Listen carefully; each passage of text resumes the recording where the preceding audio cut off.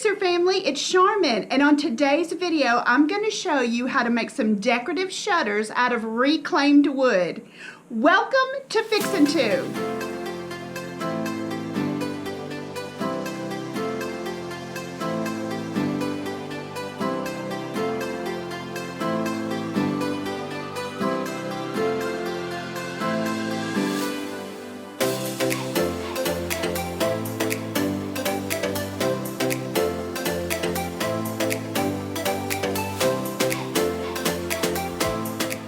Well, Fixer family, this is going to be so much fun today.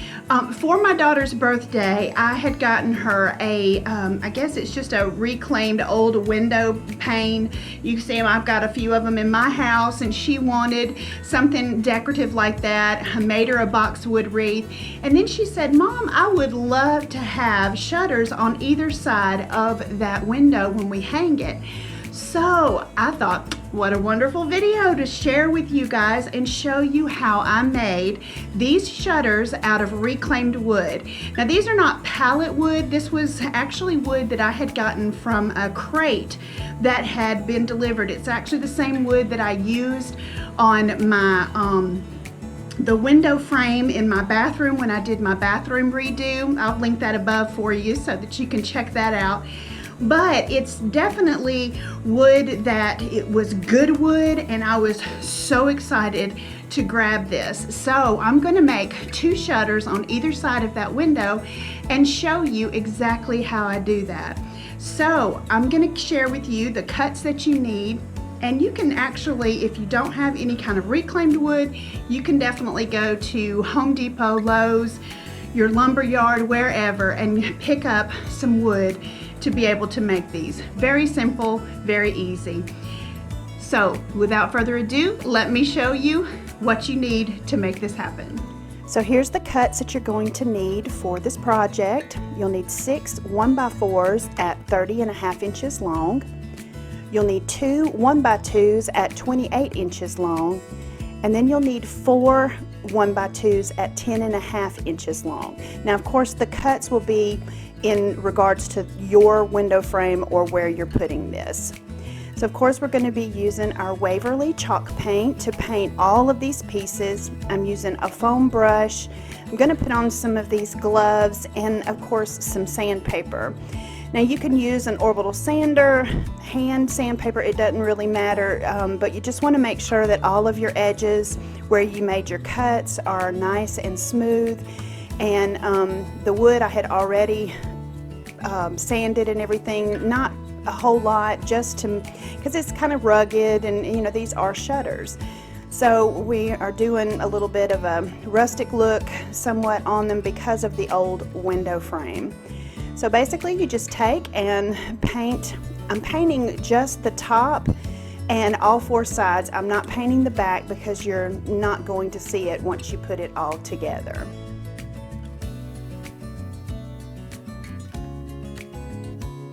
So now it's time to put this together.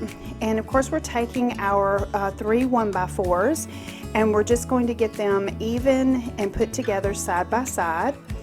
And then we're going to be taking our 2 pieces of 1x2s, the 10.5 inch pieces.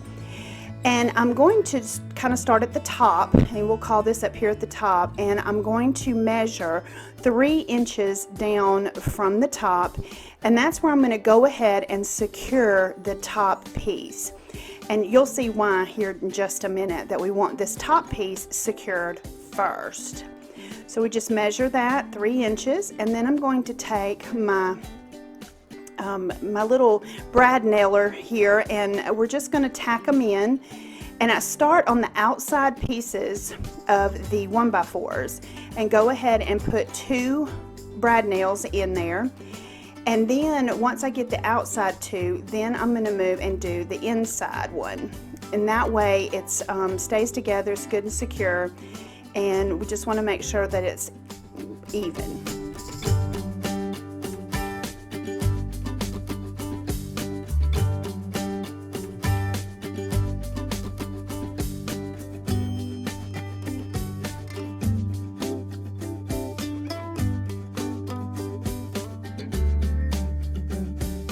So now we're ready to put our cross piece in there. Now this is of course our 28-inch 1x2.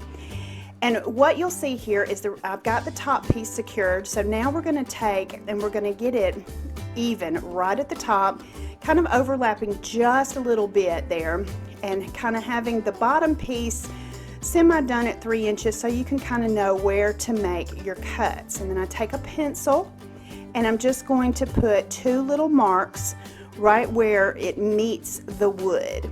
And this is where we're going to be making our mitered cut. And of course you'll see my 2 marks that I made here. And we're just going to take and draw a straight edge connecting the 2 marks, and that will be of course again where we're going to make our miter cut. And I'm just taking my square here, which is a straight edge, and I'm going to just make that line, and then I'm going to take it over to the miter saw and cut that off.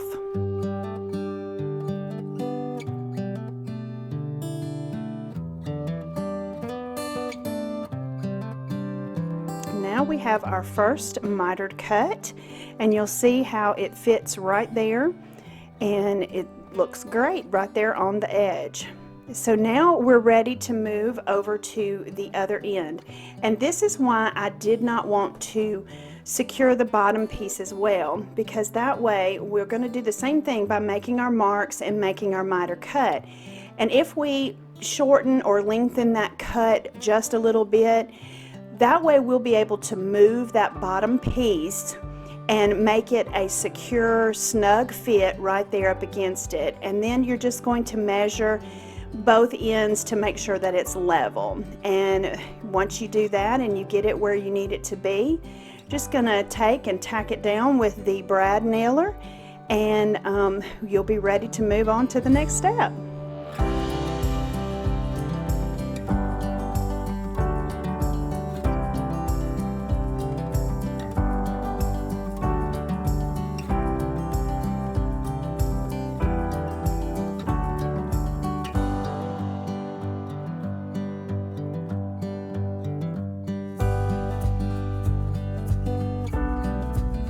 Now of course on our cross piece here, I'm only putting 1 nail in each one of those.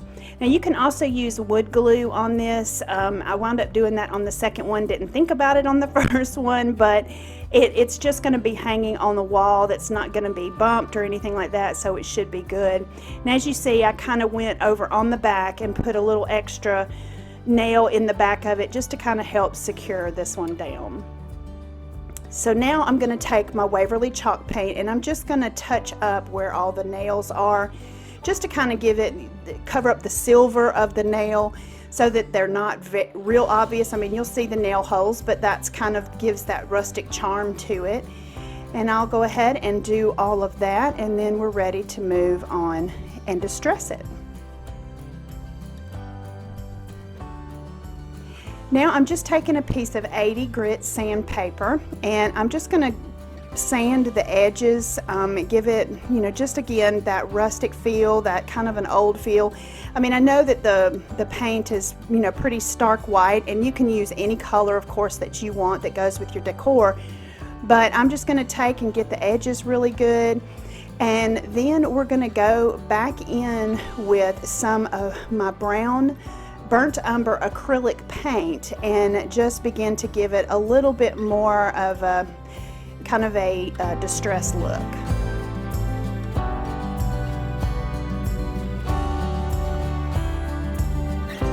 Cleaning it off with a little bit of paper towel, dusting it off, and then again, like I said, just taking a really little bit of the paint, and we're going to do a dry brush effect on this, and just kind of going along the edges and just kind of filling it in, in different places. Just kind of have fun with it.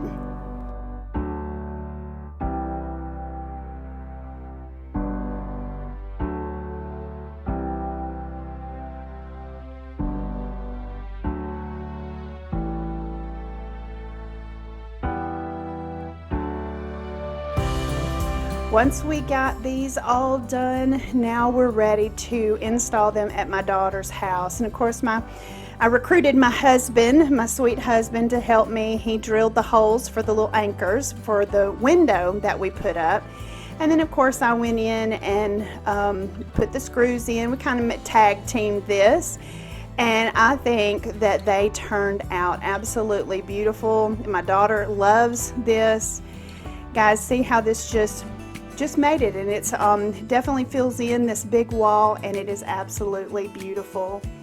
Well guys, I'm so glad that you joined me today. And if this is the first time to my channel, welcome. I'm so glad that you're here. Consider becoming a part of the Fixer family by hitting that subscribe button and the notification bell so that you're notified each time I upload new videos. Guys, I upload videos every Friday, and I throw in bonus videos from time to time, and we would love for you to come along and be a part. And also, if you like this video, make sure you give it a big thumbs up down there. That helps my channel out so much, and I would love to hear from you in the comments section. I'd like to chat with you and definitely talk about this wonderful project and any other project that you guys would be interested in seeing. Well, know that I love you guys so much, and I'm hoping that you're staying safe and being healthy and just enjoying this time with your family. Know that I am continuing to pray for each and every one of you every day. And always remember to keep looking up, because that's where it all is. I'll see you on the next video.